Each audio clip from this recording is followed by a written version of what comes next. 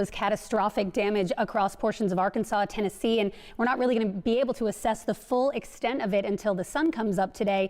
This system is not quite as potent by the time it gets to us, which of course is very good news. But let's go ahead and start with your weather headlines here. And what we're looking at is a severe threat later on tonight, not through the daylight hours. There will be some scattered showers today, but later tonight and even into the overnight hours, it does look to me like it's pushing later, even after 10 or 11 o'clock tonight. Some gusty storms, which will be weakening as they get here, but then it's unsettled through the weekend. Morning rain tomorrow. Another system will bring rain Saturday and Sunday, followed by a blast of unseasonably cold air for next week. So let's put our map up and just take a look at what we're seeing out there this morning. We've got a lot of cloud cover blanketing the area. That's keeping temperatures on the mild side.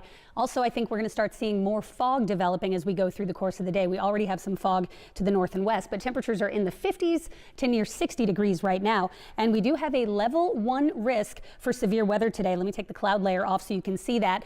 The green here, including the city and the I-95 corridor and all surrounding suburbs, that's a level 1 marginal risk of severe weather. Where you see the yellow, though, down to our south and west, that's where storms will likely be stronger. That's a level 2 slight risk for later on today. So taking you through it again, the timing is looking like late, but there will be some scattered showers around even earlier in the day, and there is some fog outside right now, especially the Poconos and areas to the north and west, and that may continue to build to the south and east as we go through the day. So today, 76, mostly cloudy.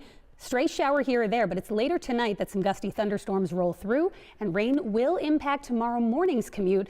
I'll walk you through it hour by hour coming up with the full forecast, and that's in just a few minutes. Let's send it over to Kim along to our forecast today. Speaking of crazy, we've got some ups and downs and a real roller coaster ride in the forecast, and we do have a next weather alert for today thanks to a line of storms that really, this is the same system that brought severe weather and more people impacted today. In fact, that same region is going to have a really high and exaggerated flash flood risk today as another round of rain moves through and could pick up another 6 inches of rain, leading to the threat for flooding there. We are not going to be hit as hard by either system, but we are going to see things kind of go downhill as the day goes on today. So we're at 50 degrees right now in Philadelphia. You can see there are clouds overhead. We don't have a lot of fog right now, visibility a full 10 miles at the airport, but there is some fog to the north and west. And most of today is just cloudy. It's very warm at 76 degrees. There will be some scattered shower chances during the day, but it's not until late tonight that storms move in. And I think that will actually help us as far as severe weather, because by the time the storms get here, they will likely be weakening to a point that any severe weather we see will be very, very spotty and mainly overnight tonight into the early morning hours tomorrow. Phillies taking on the Rockies at 105 today, 69 degrees and cloudy. It should stay cloudy, maybe a stray shower through the course of the game. It's definitely a lot warmer today. We've got temperatures in the 70s during the course of the game. But here's what we're looking at. This first front that you see here, this looks pretty nasty, but what we're seeing on the northern edge is likely going to fizzle to just a few showers as we head into late morning and midday. It's the second wave that comes through later tonight that we'll really have to worry about.